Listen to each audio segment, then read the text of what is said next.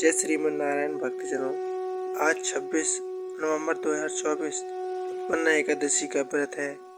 इस पर आप अवश्य सुनिएगा उत्पन्ना एकादशी व्रत कथा, जिसके सुनने मात्र से ही भक्तजनों का होता है उद्धार।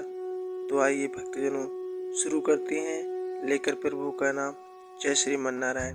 धर्मराज युधिष्ठिर कहने लगे कि हे भगवान, मैंने कार्तिक शुक्ल एकादशी अर्थात प्रबोधनी एकादशी का सविस्तार वर्णन आपसे सुना।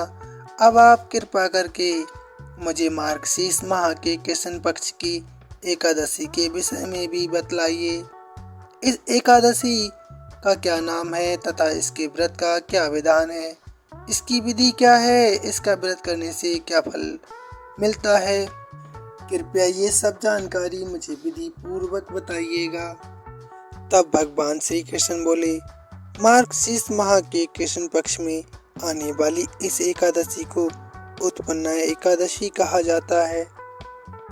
ये व्रत शंखोदार तीर्थ में स्नान करने, भगवान के दर्शन करने से जो फल प्राप्त होता है उसके बराबर पुण्य मिलता है। व्रत करने वाले भक्त को चोर, पाखंडी, परस्त्रीगामी, निंदक, मिथ्याभाषी तथा किसी भी प्रकार के पापी से बात नहीं करनी चाहिए। इसका महत्तम मैं तुमसे कहता हूँ, ध्यान पूर्वक सुनो। युधिष्ठिर कहने लगे कि हे भगवान, आपने हजारों यज्ञ और लाख गोदान को भी एकादशी व्रत के बराबर नहीं बताया। सो ये तिथि सब तिथियों से उत्तम कैसे हुई, आप बताइए। भगवान कहने लगे, हे युधिष्ठिर, सतयुग में मुर नामक एक दैत्य उत्पन्न हुआ। वह बड़ा बलवान और भयानक था। उस प्रचंड दैत्य ने इंद्र, आदित्य, वसु, वायु, अग्नि आदि सभी देवताओं को पराजित करके भगा दिया। तब इंद्र सहित सभी देवताओं ने भयभीत होकर भगवान शिव से सारा वृत्तांत कहा और बोले, हे कैलाशपति, मुर दैत्य से भयभीत होकर सब देवता मृत्यु लोक में फिर रहे हैं। तब भगवान शिव ने कहा, हे देवताओं, तीनों लोकों के स्वामी, भक्तों के दुखों का नाश करने वाले भगवान विष्णु की शरण में आप जाओ। वे ही आपके दुखों को दूर कर सकते हैं। शिव जी की ऐसे वचन सुनकर सभी देवता क्षीर सागर में पहुँचे। वहाँ भगवान को शयन करते देख हाथ जोड़कर उनकी स्तुति करने लगे। हे प्रभु, आपको बारंबार नमस्कार है। देवताओं की रक्षा करने वाले मधुसूदन, आपको नमस्कार है। आप हमारी रक्षा करें। दैत्यों से भयभीत होकर हम सभी आपकी शरण में आए हैं। आप इस संसार के कर्ता धर्ता हैं, माता पिता हैं, उत्पत्ति और पालन करता और संहार करने वाले हैं, सबको शांति प्रदान करने वाले हैं। आकाश और पाताल भी आप हैं। आप ही समस्त जग के पालनहार हैं।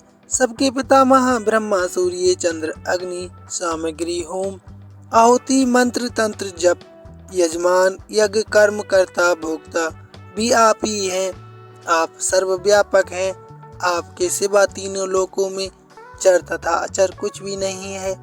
हे भगवान, दैत्यों ने हमको जीतकर स्वर्ग से भ्रष्ट कर दिया है और हम सब देवता इधर उधर भटक रहे हैं। कृपया करके आप उन दैत्यों से हमारी रक्षा करें। इंद्र के ऐसे वचन सुनकर भगवान विष्णु कहने लगे कि हे इंद्र, ऐसा मायावी दैत्य कौन है जिसने सब देवताओं को जीत लिया है? उसका नाम क्या है? उसमें कितना बल है और किसके आश्रय में है तथा उसका स्थान कहाँ है? ये सब मुझको कहो। भगवान के ऐसे वचन सुनकर इंद्र बोले, भगवान, प्राचीन समय में एक नाड़ीजंग नामक राक्षस था। उसके महापराक्रमी और लोक विख्यात मुर नाम का एक पुत्र हुआ। उसकी चंद्रवती नाम की एक नगरी है। उसी ने सब देवताओं को स्वर्ग से निकालकर वहां अपना अधिकार जमा लिया है।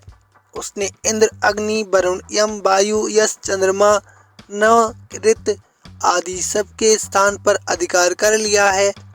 सूर्य बनकर स्वयं ही प्रकाश करता है, स्वयं ही मेघ बन बैठा है और सबसे अजय है। हे असुर निकंदन, उस दुष्ट को मारकर देवताओं को अजय बनाइए। ये वचन सुनकर भगवान ने कहा, हे देवताओं, मैं शीघ्र ही उसका संहार करूंगा। तुम चंद्रवती नगरी जाओ। इस प्रकार कहकर भगवान सहित सभी देवताओं ने चंद्रवती नगरी की ओर प्रस्थान कर दिया।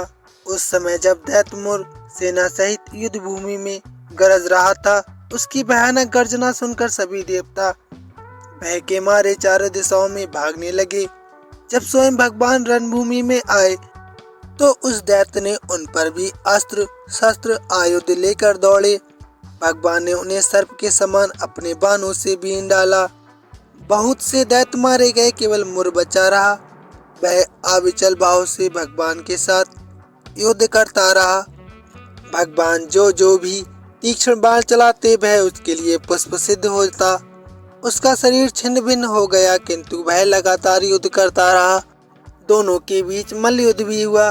10,000 वर्ष तक उनका युद्ध चलता रहा, किंतु मुर नहीं हारा। थककर भगवान भद्र का आश्रम चले गए। वहाँ हेमवती नामक सुंदर गुफा थी।